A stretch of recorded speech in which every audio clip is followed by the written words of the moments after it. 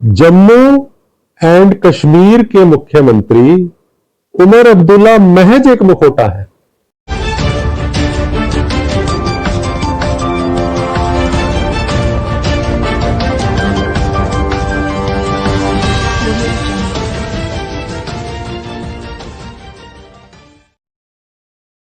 नमस्कार, मैं हूं जसपाल सिंह। आप देख रहे हैं जागरूकता न्यूज।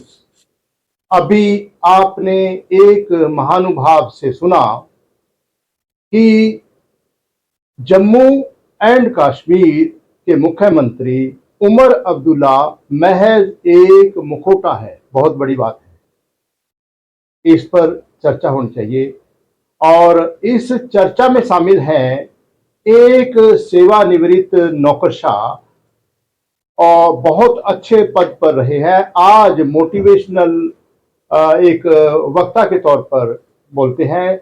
हमारे साथ हैं श्रीमान नरेंद्र मल्होत्रा जी। मल्होत्रा जी नमस्कार। Thank you sir, thank you Jaspal ji, आपने समय दिया। आपसे गुजारिश है कि आप दर्शकों की इस जिज्ञासा को दूर कीजिए कि आपने जो ये शब्द इस्तेमाल किए हैं जी कि जम्मू कश्मीर के मुख्यमंत्री उमर अब्दुल्ला महज एक मुखौटा है। जसपाल जी, मैं दो बातों को स्पष्ट करना चाहूंगा। मेरा वर्जन पॉलिटिकल बिल्कुल नहीं है, लीगल और एनालिटिकल है। महज कानूनी है। महज कानूनी है कि वो क्या पावर स्ट्रक्चर है, इनके पास शक्तियां क्या है, पावर क्या है। मैं एक एक आपको बताता हूं जी। कि 2019 में जम्मू एंड कश्मीर रीऑर्गेनाइजेशन जब अमेंडमेंट एक्ट आया तो उसमें यूटी का दर्जा जेएंडके को दे दिया गया। यूटी का दर्जा दे दिया गया और उसके बाद काफी शक्तियां वहां के एलजी को दी, जो कि 12 जुलाई को 2024 में उनकी शक्तियों का विस्तार किया गया। 12 जुलाई 2024 में पहले तो 2019 में इसको केंद्र शासित प्रदेश का दर्जा दे दिया गया। जी जी जी। और उसमें जो एक तरह से बहुत सारी जो एक तरह से अधिकार पावर्स हैं वो जम्मू कश्मीर के लेफ्टिनेंट गवर्नर को दे दी गई। इस अमेंडमेंट को कहा जाता है transaction of business rules 2024। Transaction of business rules 2024। उसके बाद 2024 में इसको एक्सटेंड कर दिया गया। तो वो अब रूल्स, वो शक्तियां एलजी श्री मनोज सिन्हा के पास हैं। और जम्मू एंड कश्मीर के मुख्यमंत्री और मनोज सिन्हा की जो शक्तियों के बीच का वितरण है वो मैं आपकी इस चर्चा के दौरान बताना चाहूंगा।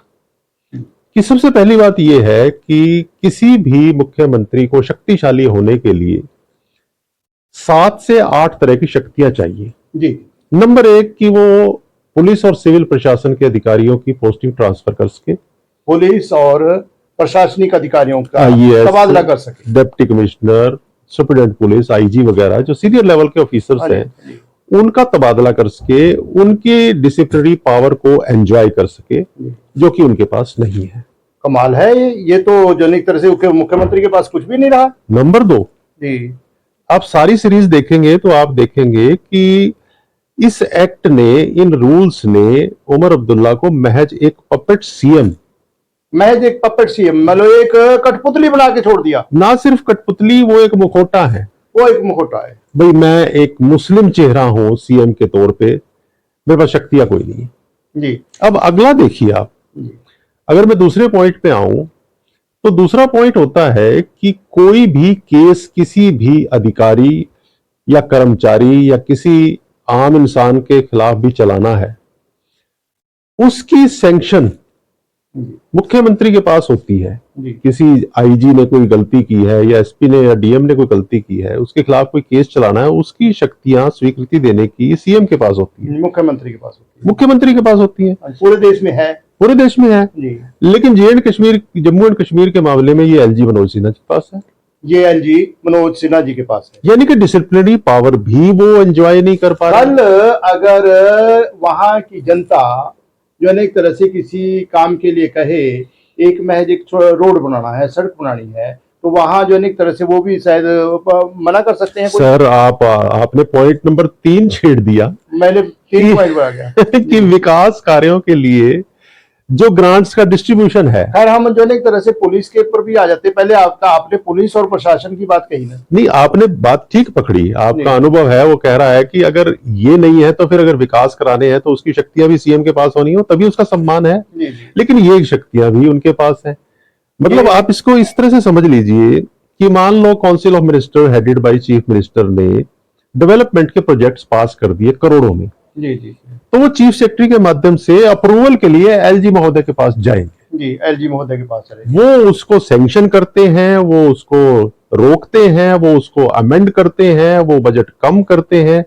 ये सब जो मुख्यमंत्री की मेज पर निर्धारित होता था, अब एलजी की मेज पे मुख्यमंत्री की मेज पर निर्धारित नहीं होगा। विकास का काम मुख्यमंत्री नहीं देखेंगे, वो रिकमेंड करेंगे, रिकमेंडेशंस आएंगी। हाँ। लेकिन अप्रूवल जो है एलजी साहब करेगी। अच्छा, फिर सबसे बड़ी बात, हाँ, सबसे बड़ी बात है कि इनके लिए पैसा चाहिए जी। तो पैसे के लिए जो शक्तियां हैं, फाइनेंशियल पावर जिसको कहते हैं, जो ड्रॉ करनी है out of consolidated fund of Jammu and Kashmir, वो एलजी के पास है। वो भी एलजी के पास, सब एलजी के पास है। एक बात ये थी ना कि अधिकारियों के तबादले के बारे में या उनसे कोई काम लेने के बारे में कोई भी अधिकारी अगर मुख्यमंत्री की बात मानने से मना कर दे, नहीं मानते, तो वो तो मुख्यमंत्री तो उनके खिलाफ कोई कार्रवाई कर ही नहीं पाएंगे। वो सिर्फ उनके खिलाफ लिखने की रिकमेंड कर सकते रिकमेंडेशन होगी। रिकमेंडेशन को जो एक तरह से एलजी साहब माने या ना माने, बिल्कुल। यानी कि ऑफिसर्स अगर इसको लीगल लैंग्वेज में कहें, will stay there only during the pleasure of LG and not during the pleasure of the chief minister. जवाबदेही है, जो अधिकारियों की जवाबदेही है वो मुख्यमंत्री के प्रति नहीं है। हाँ, वो उनके प्रति है। जो उनकी जवाबदेही है वो तो सीधे जो एक तरह से एलजी साहब के पास है। और सबसे बड़ी बात देखो ना, हाउस को बुलाना है जी, तो एलजी साहब की रिकमेंडेशन चाहिए जी। मिनिस्टर्स को काम एलोकेट करना है, वो मुख्यमंत्री करेंगे with the recommendation approved by LG. क्या ये देश के दूसरे हिस्सों में भी है? नहीं, सिर्फ दिल्ली में है या जेएंडके में है? Delhi and J&K. दिल्ली में तो केजरीवाल जी है ना, उस वजह से उनको नकेल डालने वाली बात थी। दिल्ली में ना सिर्फ केजरीवाल जी के नकेल है, क्योंकि दिल्ली कैपिटल है और वहां फॉरेन डिग्नेटरीज बहुत आती है जी जी जी। तो इसलिए ये सारे मुद्दे केंद्र सरकार ने अपने पास रखे। केंद्र सरकार ने अपने पास रखे। लेकिन अगर आप ये कहते हो कि जेएंडके में क्या जरूरत थी, तो जेएंडके में बहुत ज्यादा जरूरत है, क्योंकि वो बॉर्डर की स्टेट है, बॉर्डर स्टेट है, और किसी भी तरह का रिस्क केंद्र नहीं लेना चाहता, क्योंकि केंद्र ने देखा है और सारी दुनिया ने देखा है, भारत वालों ने ना सिर्फ देखा है, सफर भी किया है कि कितना टेररिज्म था, कितनी गोलियां चलती थी, कितने लोग स्टोन पेल्टिंग में मारे जाते थे। ये तो जो वहां अगर इस तरह के हालात को कंट्रोल किया गया है तो महज केंद्र के कारण नहीं, वहां के लोकल लीडरशिप ने भी तो सहयोग दिया है। लोकल लीडरशिप ने सहयोग किया है, उनके सहयोग को कानूनी और अमली जामा तो केंद्र सरकार ने इन अमेंडमेंट्स के थ्रू किया है। अब अगर कोई वहां पुलिस ऑफिसर या प्रशासनिक ऑफिसर वहां की जनता के साथ नाइंसाफी करने लग जाए, तो जनता तो अपने चुने हुए नुमाइंदे के पास ही जाएगी। नहीं, वो आपकी बात ठीक है, और अगर वोट दे के जिताया है, चुने हुए नुमाइंदों ने ये बात मुख्यमंत्री के या चीफ सेक्रेटरी के माध्यम से एलजी तक पहुंचा दी, तो वो सुनेंगे। वो कोई जनता के खिलाफ थोड़ी है, वो कोई चुने हुए नुमाइंदों के खिलाफ नहीं है, ये सोचना गलत है। बात, लेकिन उनके पास ये अधिकार तो होने चाहिए। ये सर अब पावर डिस्ट्रीब्यूशन है जो केंद्र ने डिसाइड किया है बाय वे ऑफ दिस 2024 जुलाई की जो अमेंडमेंट्स है जी जी। इसमें अब हम क्या टिप्पणी करें आगे? तो खैर, और कोई खास बात आप कहना चाहेंगे इसमें? खास बात, तो आपने शब्द इस्तेमाल किया है कि महज एक मुखौटा है। सर, खास बात तो मैंने आपको बता दी कि कोई भी मुख्यमंत्री शक्तिशाली बनता है पुलिस और सिविल एडमिनिस्ट्रेशन के डायरेक्ट कंट्रोल से, प्रोसिक्यूशन, डायरेक्टर प्रोसिक्यूशन और जो एडवोकेट जनरल होता है उसकी अपनी मनपसंद की पोस्टिंग से, कंट्रोलर एंड ऑडिटर जनरल की पोस्टिंग से, और विधानसभा पे पूर्ण नियंत्रण से, और फाइनेंशियल पावर्स हैं कि जो विधानसभा पास करती है उसके हिसाब से वित्तीय शक्तियों को एंजॉय करना। ये कोई भी शक्ति डायरेक्ट मुख्यमंत्री जी के पास नहीं है, ये सभी उनको रिकमेंड करके एलजी महोदय के पास भेजना पड़ेगा। तो जो अधिकार मुख्यमंत्री के पास पहले थे अब नहीं है, वो नहीं है सर।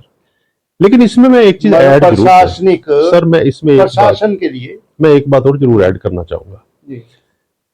केजरीवाल जी का पॉलिटिकल एटीट्यूड केंद्र के साथ, एलजी महोदय के साथ टकराव का था। नहीं। लेकिन उमर अब्दुल्ला के ऊपर बैठे हैं उनके बहुत ही जो grand sire of grand leader of J and K politics Shri Farooq Abdullah ji, हाँ जी। उनका अनुभव इतना ज्यादा है जी कि वो इस सिचुएशन को बहुत अच्छे तरीके से टैकल करना जानते हैं, ऐसी मेरी उम्मीद है।